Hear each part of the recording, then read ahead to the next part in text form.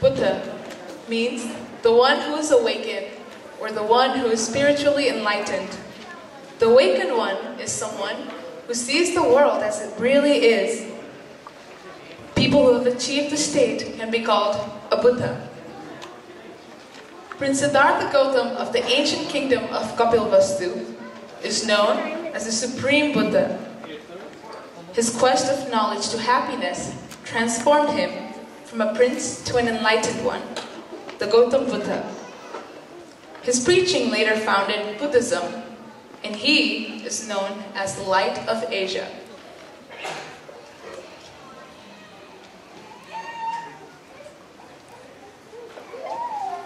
Around 500 BC, the small kingdom of Kapilvastu, which is now part of the modern Nepal, was ruled by the Shakyas. The kingdom was happily ruled by the King Shuddhodhan and Queen Maya Devi. At the time when Queen Maya Devi was expecting her firstborn, it is believed that she had a strange dream in which a baby elephant blessed her with its trunk. This was considered to be an auspicious omen at that time. And as the time for the labor grew near, she traveled to her father's kingdom for the child's birth. And it was during this journey she gave birth to Siddhartha Gautam in a beautiful garden now known as Lumbini. The kingdom of Kapilvastu was elated with the news of the newborn baby prince. King Shuddhodhan consulted a well-known soothsayer. His name was Asita. He consulted him about his son's future. The king asked, "O wise man, I am eager to know about the future of my prince. Please tell me how bright is his future?" To this, the soothsayer replied, "Dear king, your son would either become a great sage and a savior of humanity, or a great king, or even an emperor." Undoubtedly, the king was eager to make his son a great king, and no stone was left unturned to shield the child from anything that might result in taking up a spiritual life. So, the early life of Siddhartha was a very secluded one, yet surrounded by health and beauty. And Siddhartha grew up to be a strong and handsome young man, trained in the arts of war.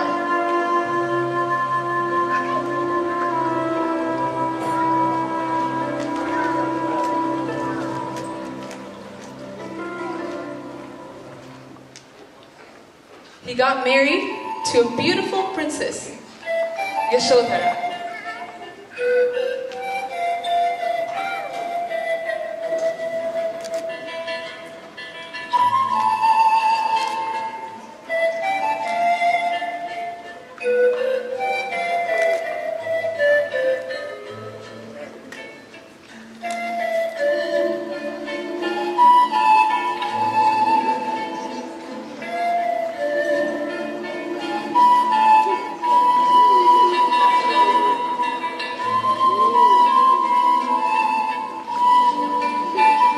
Siddhartha was leading an exceptionally happy conjugal life amidst all the pleasure and beauty that was maintained never to be fading away. The king had made 2 heavenly palaces, one for summer and one for the winter. These dwellings were surrounded by walls, and only beautiful servants, accomplished musicians, and the finest foods were allowed in the lush natural settings. In this way, King hoped Siddhartha would never be disturbed or seek to go outside the palace. While in the palace walls, Siddhartha and Yashodhara were blessed with a son, Rahul.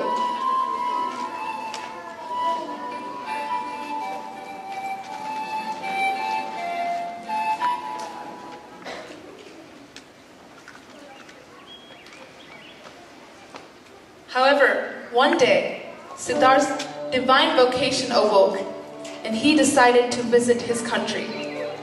He was curious about the world that has existed beyond his palace, so he asked his father, "Dear father, I want to see our kingdom and meet the countrymen." Initially, the king hesitates. But Siddhartha requests his father to give him permission to do so. The king says, "My dear son, I have given you everything that is needed for a prince, so you should stay in the palace and look after all the works I've done. You should be more interested in the country's administration." Unsatisfied with the king, Siddhartha pleads again to allow him to see the kingdom. Then he would take part and help his father in administrative activities. Thinking it logical, king agrees to his son and orders Chandak, the loyal countryman, to accompany and assist the prince.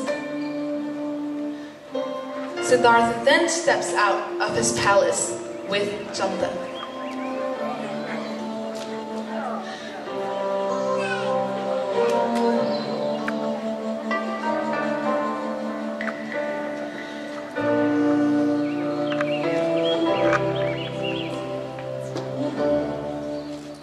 On the way there, the prince sees a man bent with age. Prince had never seen an old man before, so he asked Chandak with a curiosity, "Chandak, who is he and why is he bent?" Chandak replies, "He is a citizen of your kingdom, prince." He explains more. He is now old and infirm. To this, the prince asks, "Will we grow old too, Chandak? Will I become old too?" Chandak replies, "Yes, my dear prince, we all will." This upsets the prince.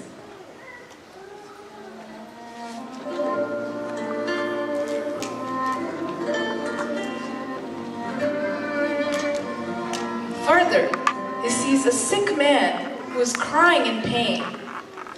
Prince had never seen a very sick man before, so he asked Chandak with a surprise,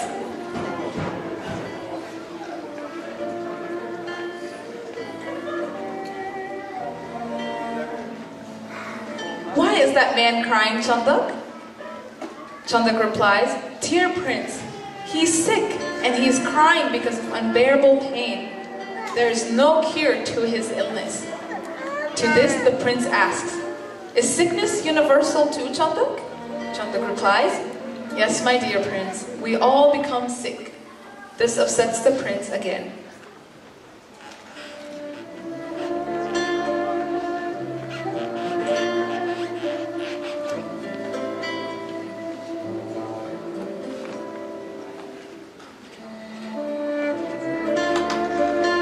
After a while, they see a group of people crying over a dead body. Prince had never seen such a thing in his life. So, in shock, he asks Chandak, "Why are they crying and why are they carrying a man?" Chandak replies, "My dear prince, it is a dead body of a man, and they are his relatives and friends taking him for the funeral." With some hesitation, he adds, "That is the end of life's journey. My dear prince, we all have to die one day." And this upsets the prince again.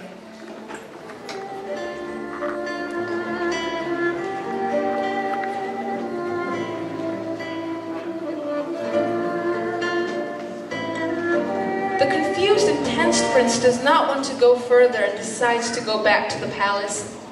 On the way back, Chandak keeps explaining the very bitter truth of nature that we all have to face one day. Suddenly, they encounter a man with a shaved head, wearing orange robes and carrying a bowl in his hand, and chanting something slowly. The man was very simple and looked very content. So the prince asks, "Chandak, who is that man?" Chandak replies, "Prince, he is a very wise man who is living the life of an ascetic. He has renounced all the pleasures of the flesh and living a life of a sage with no attachment to his home and relatives." The peaceful look on that monk's face leaves a profound impression on the prince. That night, the confused prince, deeply touched by all those encounters, can't help thinking for a solution. He realizes that all living beings, without an exception, have to experience the sufferings of birth, sickness, aging, and death. He finds a deep sadness and sorrow even in his luxurious life of a prince in a big palace. He then glances at his sleeping, beautiful wife and young son. He ponders his wife, son, and parents, all the people are bound to suffer. That feeling further crunches his heart and mind. He then reflects on possible solutions to avoid the sufferings.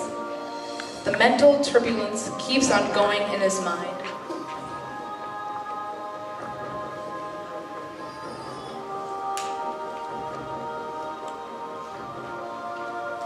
Finally, he decides to leave everything, the palace and family life, for the search of true knowledge of human life.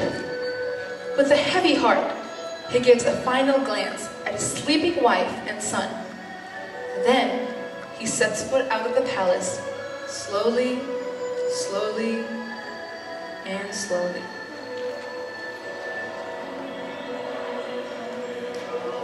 His desire to seek happiness was so strong that it makes him take a bold step to leave the royal life and become an ascetic.